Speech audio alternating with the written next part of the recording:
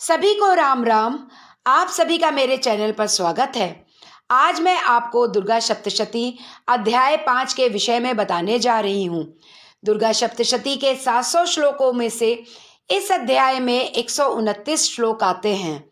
इस अध्याय में ये बताया गया है कि देवता किस प्रकार देवी माँ की स्तुति करते हैं और देवी माँ किस प्रकार जगत के सभी प्राणियों में अपने अलग अलग स्वरूपों में स्थित रहती हैं। चंडमुंड के मुख से अंबिका के रूप की प्रशंसा सुनकर शुंभ का उनके पास दूत भेजना और दूत का निराश लौटना भी इसी अध्याय में आता है। दुर्गा सप्तशती अध्याय 5 का विनियोग और ध्यान। ओम। इस उत्तर चरित्र के रुद्र ऋषि हैं, महासरस्वती देवता हैं, अनुष्टुप छंद है, भीमा शक्ति है, भ्रामरी बीज है, सूर्य तत्व है और सामवेद स्वरूप है। महासरस्वती की प्रसन्नता के लिए उत्तर चरित्र के पाठ में इसका विनियोग किया जाता है, जो अपने कर कमलों में घंटा, शूल, हल, शंख, मूसल, चक्र, धनुष और बाण धारण करती हैं। शरद ऋतु के शोभा संपन्न चंद्रमा के समान जिनकी मनोहर कांति है, जो तीनों लोकों की आधारभूता और शुंभ आदि दैत्यों का नाश करने वाली हैं, तथा गौरी के शरीर से जिनका प्राकट्य हुआ है, उन सरस्वती देवी का मैं निरंतर भजन करता हूँ। ओम नमश्चंडिकाय नमो नमः। महर्षि मेधा आगे कहते हैं, पूर्व काल में शुंभ और निशुंभ नामक असुरों ने अपने बल के घमंड में आकर इंद्र के हाथ से तीनों लोकों का राज्य छीन लिया और यज्ञ भाग भी वश में कर लिया। वे दोनों सूर्य, चंद्रमा, कुबेर, यम और वरुण के अधिकारों का भी उपयोग करने लगे। वायु और अग्नि का कार्य भी वे ही करने लगे। उन दोनों ने सब देवताओं को अपमानित, पराजित तथा आधारहीन करके स्वर्ग से निकाल दिया। तब इन दैत्यों से पराजित अधिकारहीन देवता कांपने लगे। उन दोनों असुरों से हारे हुए देवताओं ने अपराजिता देवी का स्मरण किया और सोचा, जगदम्बा ने वर दिया था कि आपत्ति काल में स्मरण करने पर मैं तुम्हारी आपत्तियों का नाश कर दूंगी। यह विचार कर देवता गिरिराज हिमालय पर गए और वहां भगवती विष्णु माया की स्तुति करने लगे। देवता बोले, देवी को नमस्कार है, महादेवी शिवा को सर्वदा नमस्कार है, प्रकृति एवं भद्रा को प्रणाम है। हम लोग संयम पूर्वक नतमस्तक जगदम्बा को नमस्कार करते हैं। अविनाशिनी रौद्रा को नमस्कार है, नित्या गौरी एवं धात्री को बारंबार नमस्कार है, प्रकाशमयी और चंद्रमा के समान सुख स्वरूपा देवी को सतत प्रणाम है, शरणागतों का कल्याण करने वाली वृद्धि एवं सिद्धि रूपा देवी को हम बारंबार नमस्कार करते हैं। राक्षसों की लक्ष्मी, राजाओं की लक्ष्मी तथा शिव की स्त्री पार्वती देवी स्वरूपा आप जगदम्बा को बार बार नमस्कार है। दुर्गा दुर्ग पारा यानी दुर्गम संकट से पार उतारने वाली, जगत की सार रूपणी, सर्वकारिणी खयाति, कृष्णा और ध्रुमा देवी को सर्वदा नमस्कार है। अत्यंत सौम्य तथा अत्यंत रौद्र रूपा देवी को हम नमस्कार करते हैं। उन्हें हमारा अनेक बार प्रणाम है। जगत की आधारभूता कृति देवी को बारंबार नमस्कार है। जो देवी सब प्राणियों में विष्णु माया के नाम से कही जाती हैं, उनको बार बार नमस्कार है। जो देवी सब प्राणियों में चेतना कहलाती हैं, उनको बारंबार नमस्कार है। जो देवी सभी प्राणियों में बुद्धि रूप में स्थित हैं, उनको अनेक बार नमस्कार है। जो देवी सब प्राणियों में निद्रा रूप में स्थित हैं, उनको बार बार नमस्कार है। जो देवी सब प्राणियों में क्षुधा रूप में स्थित हैं, क्षुधा अर्थात भूख, भोजन करने की इच्छा, उनको बारंबार नमस्कार है। जो देवी सब प्राणियों में छाया रूप में स्थित हैं, उनको अनेक नमस्कार हैं। जो देवी सब प्राणियों में शक्ति रूप में स्थित हैं, उनको बारंबार नमस्कार है। जो देवी सब प्राणियों में तृष्णा रूप में स्थित हैं, उनको अनेक बार नमस्कार है। जो देवी सब प्राणियों में क्षमा रूप में स्थित हैं, उनको अनेक बार नमस्कार है। जो देवी सब प्राणियों में जाति रूप में स्थित है, उनको बारंबार नमस्कार है। जाति अर्थात जन्म, सभी वस्तुओं का मूल कारण। जो देवी सब प्राणियों में लज्जा रूप में स्थित है, उनको अनेक बार नमस्कार है। जो देवी सब प्राणियों में शांति रूप में स्थित है, उनको अनेक बार नमस्कार है। जो देवी सब प्राणियों में श्रद्धा रूप में स्थित हैं, उनको अनेक बार नमस्कार है। जो देवी सब प्राणियों में कांति रूप में स्थित हैं, उनको बार बार नमस्कार है। जो देवी सब प्राणियों में लक्ष्मी रूप में स्थित हैं, उनको अनेक बार नमस्कार है। जो देवी सब प्राणियों में वृत्ति रूप में स्थित हैं, उनको नमस्कार है। जो देवी सब प्राणियों में स्मृति रूप में स्थित हैं, उनको नमस्कार है।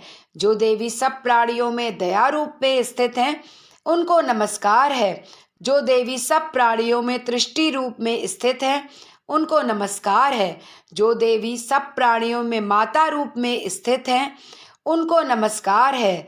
जो देवी सब प्राणियों में भ्रांति रूप में स्थित हैं, उनको नमस्कार है। जो जीवों के इंद्रिय वर्ग की अधिष्ठात्री देवी एवं सब प्राणियों में सदा व्याप्त रहने वाली हैं, उन व्याप्ति देवी को अनेक बार नमस्कार है। जो देवी चैतन्य रूप से इस संपूर्ण जगत को व्याप्त करके स्थित हैं, उनको नमस्कार है।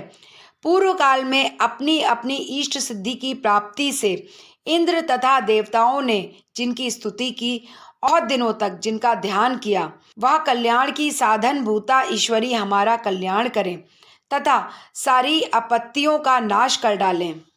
उदंड दैत्यों से सताए हुए हम सभी देवता जिन कल्याणकारी देवी को इस समय नमस्कार करते हैं तथा जो भक्ति से विनम्र पुरुषों द्वारा स्मरण की जाने पर तत्काल ही सभी संकटों का नाश कर देती हैं, वे परमेश्वरी हमारा संकट दूर करें।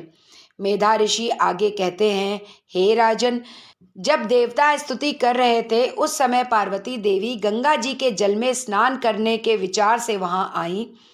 उन सुंदर भावों वाली भगवती ने देवताओं से पूछा, आप लोग यहाँ किसकी स्तुति करते हैं? तब उन्हीं पार्वती देवी के शरीर कोश से प्रकट हुई शिवा देवी बोली, शुंभ दैत्य से तिरस्कृत और युद्ध में निशुंभ से पराजित हो यहाँ एकत्रित हुए ये सभी देवता मेरी स्तुति कर रहे हैं। सुमेधा ऋषि राजा सूरत से आगे कहते हैं कि पार्वती जी के शरीर कोश से अंबिका का प्रादुर्भाव हुआ था, इसलिए वे समस्त लोकों में कौशिकी कही जाती हैं।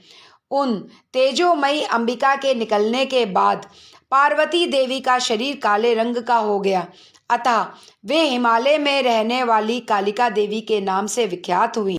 उसके बाद शुंभ निशुंभ के दूत चंड मुंड वहां आए और परम मनोहर रूप वाली अंबिका देवी को देखा। उन्होंने शुंभ को जाकर बोला, महाराज, एक अत्यंत मनोहर स्त्री है जो अपनी दिव्य कांति से हिमालय को प्रकाशित कर रही है। वैसा उत्तम रूप कहीं किसी ने भी नहीं देखा होगा, अतः आप पता लगाइए वह देवी कौन है और उसे ग्रहण कीजिए। स्त्रियों में वह तो रत्न है, वह बहुत चित्ताकर्षक है। उसका प्रत्येक अंग बहुत ही सुंदर तथा वह अपनी प्रभा से संपूर्ण दिशाओं में प्रकाश फैला रही हैं।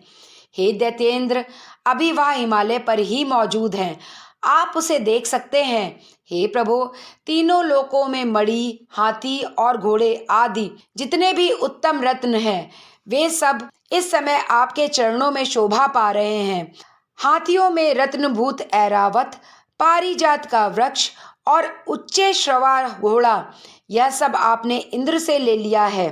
हंसों से जुता हुआ यह रत्नभूत अद्भुत विमान भी आपके आंगन में शोभा पाता है, जो पहले ब्रह्मा जी के पास था, अब आपके यहाँ लाया गया है। यह महापद नामक निधि आप कुबेर से छीन लाए हैं। समुद्र ने भी आपको किंजलनी नाम की माला भेंट की है और जिसके कमल कभी भी कुम्हलाते नहीं हैं, और सोने की वर्षा करने वाला वरुण का छत्र भी आपके घर में शोभा पाता है और यह श्रेष्ठ रथ जो पहले प्रजापति के अधिकार में था अब आपके पास मौजूद है।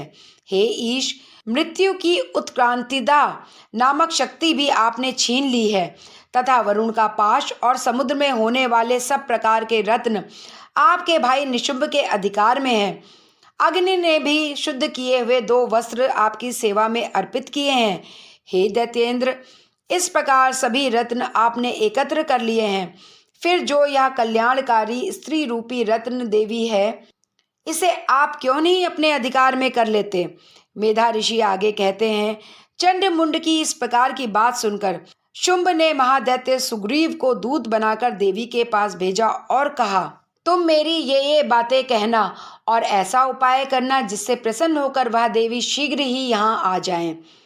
वह दूत पर्वत के रमणीय प्रदेश में जहाँ देवी मौजूद थी वहाँ गया और परम स्नेहपूर्ण मीठी वाणी में कोमल वचन बोला, हे देवी, दैत्यराज शुंभ इस समय तीनों लोकों के परमेश्वर हैं। मैं उन्हीं का दूत हूँ और यहाँ आपके पास आया हूँ। उनकी आज्ञा सदा सब देवता एक स्वर से मानते हैं, कोई उनका उल्लंघन नहीं कर सकता है। वे संपूर्ण देवताओं को परास्त कर चुके हैं। उन्होंने आपके लिए जो संदेश दिया है उसे सुनो। सभी तीनों लोग मेरे अधिकार में हैं। देवता भी मेरी आज्ञा के अधीन चलते हैं। सभी यज्ञों के भागों को मैं अलग अलग भोगता हूँ। तीनों लोकों के सभी श्रेष्ठ रत्न मेरे अधिकार में हैं। देवराज इंद्र का वाहन ऐरावत जो हाथियों में रत्न के समान है मैंने छीन लिया है। क्षीर सागर का मंथन करने से जो अश्वरूपी रत्न उच्छेश्रवा प्रकट हुआ था उसे देवताओं ने मुझे हाथ जोड़कर समर्पित किया है। हे शोभने, उनके सिवा और भी जितने रत्नभूत पदार्थ देवताओं, गंधर्वों और नागों के पास थे वे सब मेरे पास आ चुके हैं। हे देवी, हम लोग तुम्हें संसार की स्त्रियों में रत्न मानते हैं, अतः तुम हमारे पास आ जाओ, क्योंकि हम लोग रत्नों के भोगने वाले हैं और तुम एक स्त्री रत्न हो। चंचल कटाक्षों वाली सुंदरी, तुम मेरे साथ या मेरे महापराक्रमी भाई निशुंभ की सेवा में आ जाओ, क्योंकि तुम रत्न स्वरूपा हो। मेरा वरण करने से तुम तुलना रहित महान ऐश्वर्य को भोग सकोगी। अपनी बुद्धि से यह विचार कर तुम मेरी स्त्री बन जाओ। मेधा ऋषि आगे कहते हैं, दूत के यूं कहने पर कल्याणमयी भगवती देवी जो इस जगत की रक्षा करती हैं मन ही मन गंभीर भाव से मुस्कुराई, हास्यपूर्ण बोली, दूत, तुमने सही कहा है, इसमें तनिक भी मिथ्या नहीं है। शुंभ तीनों लोकों का स्वामी है और निशुंभ भी उसी के समान शूरवीर है, किंतु मैंने जो प्रतिज्ञा कर ली है उसे मिथ्या कैसे करूं? मैंने अपनी अल्प बुद्धि के कारण पहले से जो प्रतिज्ञा कर रखी है उसे सुनो।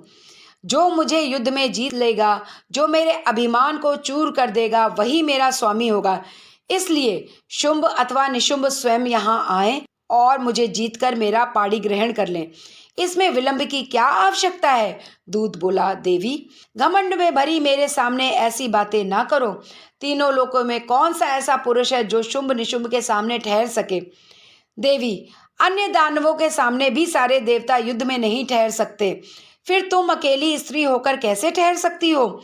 जिन शुंभ आदि दैत्यों के सामने सभी देवताओं के साथ साथ इंद्र आदि भी युद्ध में खड़े नहीं रह सके, उनके सामने तुम स्त्री होकर कैसे खड़ी रह सकती हो? इसलिए मेरा कहा मानो और शुंभ निशुंभ के पास चलो। ऐसा करने से आपका अपमान नहीं होगा, अन्यथा जब वे केश पकड़कर घसीटेंगे तब आपको अपनी प्रतिष्ठा खोकर जाना पड़ेगा। आदिशक्ति देवी ने कहा, हे दूत, यह सही है। शुंभ बलवान है, निशुंभ भी पराक्रमी है, किंतु क्या करूं? पहले बिना सोचे समझे ही मैंने प्रतिज्ञा कर ली है। अतः अब तुम जाओ। मैंने तुमसे जो कहा है आदर पूर्वक वह सब अपने स्वामी से कहना, वह जैसा उचित समझे वैसा करें। इस प्रकार श्री मार्कंडेय पुराण में सावर्णिक मनवंतर की कथा के अंतर्गत देवी महात्म्य में देवी दूत संवाद नामक 5वां अध्याय पूरा हुआ। बोलो दुर्गे मैया की जय।